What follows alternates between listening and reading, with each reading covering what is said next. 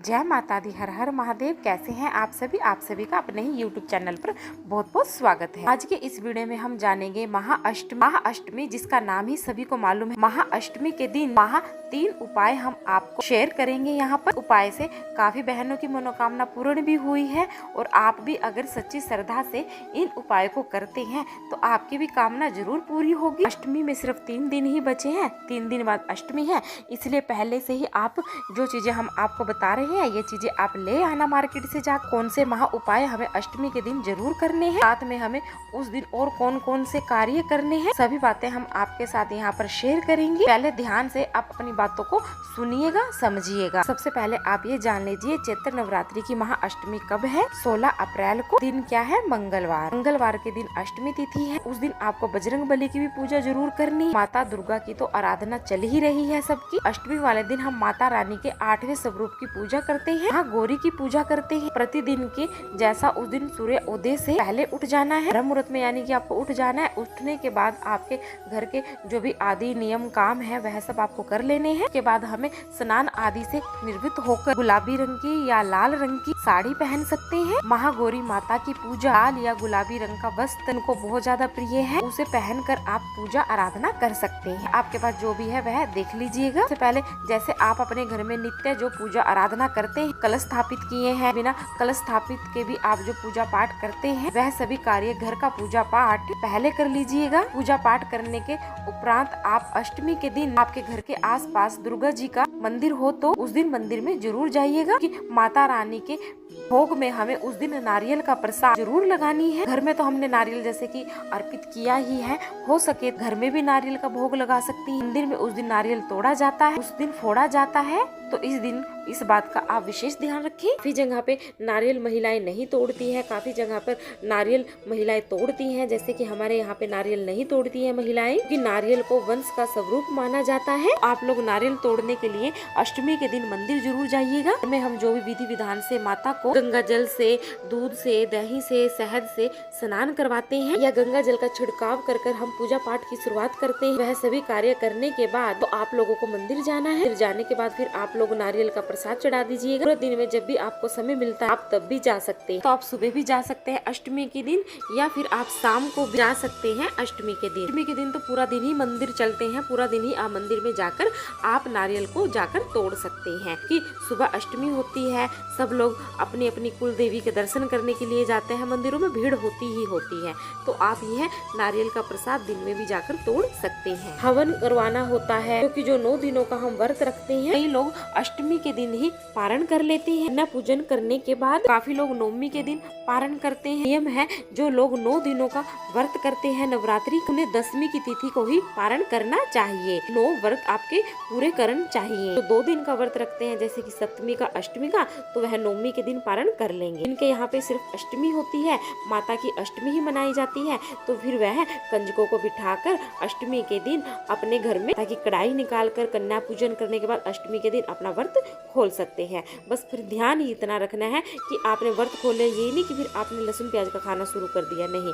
आपको पूरा दिन अष्टमी के दिन, नवमी के दिन, 10वीं के दिन को अपने घर में लहसुन प्याज का प्रयोग बिल्कुल नहीं करना चाहिए। यह भी आइडिया मैंने आपको यहाँ पर दे दिया। बाकी आप सबके घर के अपने अपने नियम होते हैं, वह आप देख लीजिए। मंगलवार का दिन है, काफी लोगों के यहाँ मंगलवार के दिन और रविवार के दिन नारियल भी नहीं तोड़ते हैं। अपने घर का नियम देख लीजिएगा। फिर आप नारियल मत तोड़िए, खड़ा नारियल आप वहाँ पर चढ़ा दीजिएगा, अर्पित कर दीजिएगा। नारियल अगर तोड़ते हैं ना, उसका ये मायने होता है कि आधा नारियल हमने मंदिर में तोड़कर माता के चरणों में अर्पित कर दिया। कुछ लोग अगर मंदिर नहीं जा सकते या कुछ असुविधा है या मंदिर दूर है, प्रेग्नेंट है, आप घर में भी नारियल अपने पति से माता की चौकी के समक्ष वा सकते हैं, पुरुषों से तुड़वा सकते हैं। माता के ऊपर नारियल का अष्टमी के दिन जल का छिड़काव कर सकते हैं। अष्टमी के दिन जो पूजा नियम है, विधि नियम है, वह हम आपको यहाँ बता रहे हैं। बाकी के दिन आप हवन करें या ना करें, अष्टमी के दिन आपके अपने घर में हवन जरूर होना चाहिए। छोटी सी रिक्वेस्ट है, अगर वीडियो पसंद आता है तो प्लीज वीडियो को लाइक करें, चैनल को सब्सक्राइब करें।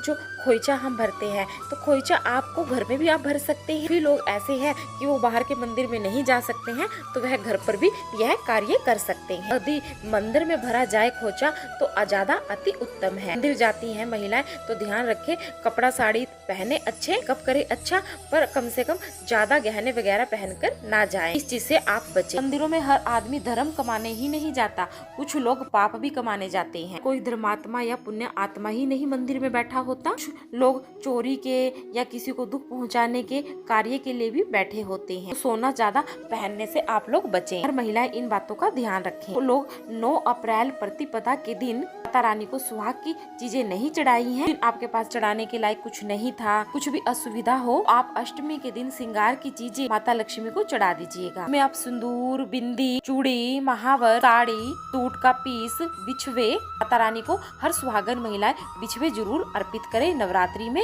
और फिर आप बिछवों को खुद धारण करें। तो आपके सुहाग की भी लंबी उम्र होती है। आप पहले नहीं बिछवे रख सकी हैं तो आप ना सप्तमी की तिथि को बिछवे रख दीजिए, फिर अष्टमी का पूजन करने के बाद वह बिछवे माता रानी से लेकर आप खुद धारण कर सकते हैं। मंदिर में किए गए कार्य और उपाय ज्यादा सर्वश्रेष्ठ माने जाते हैं, उनका हमें बहुत ज्यादा फल मिलता है, इसलिए आप मंदिर में भी यह कार्य कर सकते हैं। खोइचा अगर हो सके तो मंदिर में ही भरिएगा, लाल या पीले रंग के कपड़े में। मान लीजिए कि माता को हमें भोग में क्या लगाना है। भोग में हमें नारियल के साथ साथ लौंग, इलायची, पान का बीड़ा भी माता को अष्टमी के दिन चढ़ाया जाता है।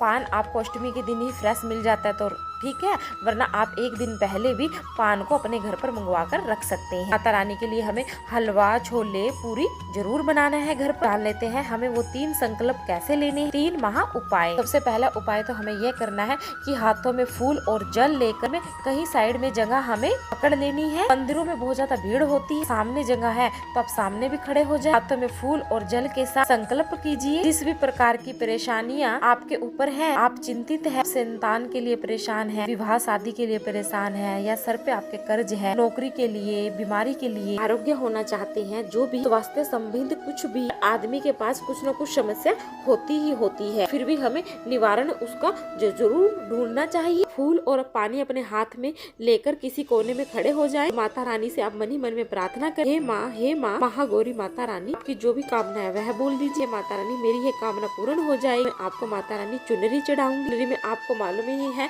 जो गोटेदार चुनरी आती है वही चुनरी आप माता रानी को चढ़ाएं। जो लड़की की विदाई में जो चुनरी लड़कियों को दी जाती है वही चुनरी आपको माता के लिए लेनी है, और वैसे ही फिर आपको चुनरी माता को उड़ा देनी है, या लाल साड़ी प्रिंट में आप माता को चढ़ा सकते हैं। वह चुनरी आपको मंदिर में ही माता रानी को अर्पित करा देनी है, मतलब कि माता को उड़ा देनी है और वो मंदिर में ही छोड़ देनी है।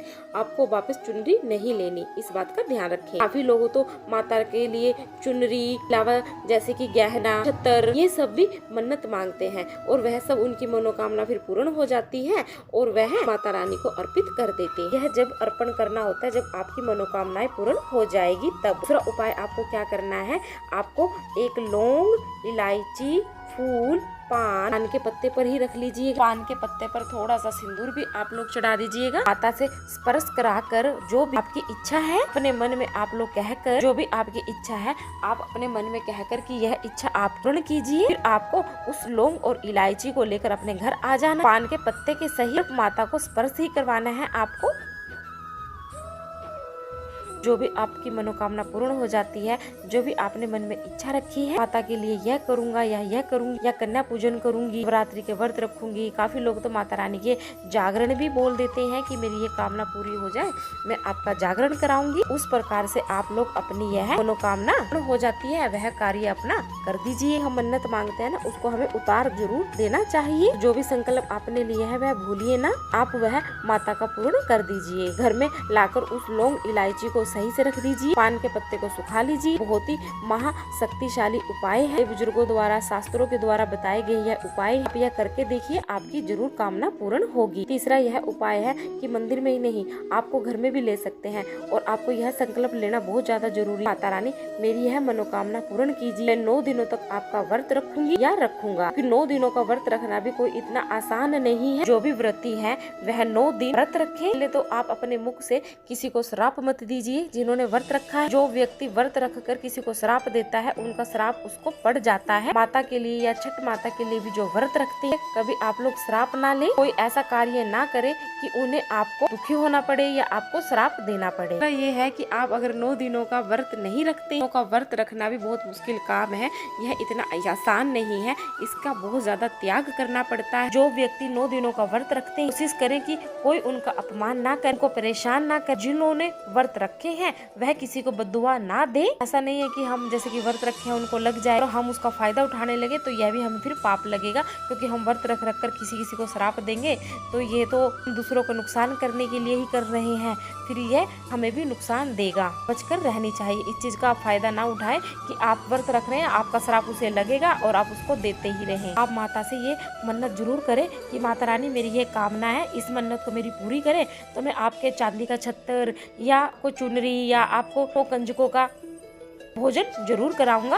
अगर आपकी वह कामना पूरी हो जाती है, फिर आप वह माता रानी को जो भी आपने चुनरी का, छत्तर का, चूड़े का जो भी आपने कामना में उठाया है, वह फिर आप माता रानी को अर्पित कर दीजिए। ऐसे इसको अपनी मन्नत को उतारना कहते हैं। ये थी छोटी सी जानकारी। अगर वीडियो पसंद आए तो प्लीज लाइक करें, चैनल को सब्सक्राइब करें, कमेंट में जय माता दी जरूर लिखें।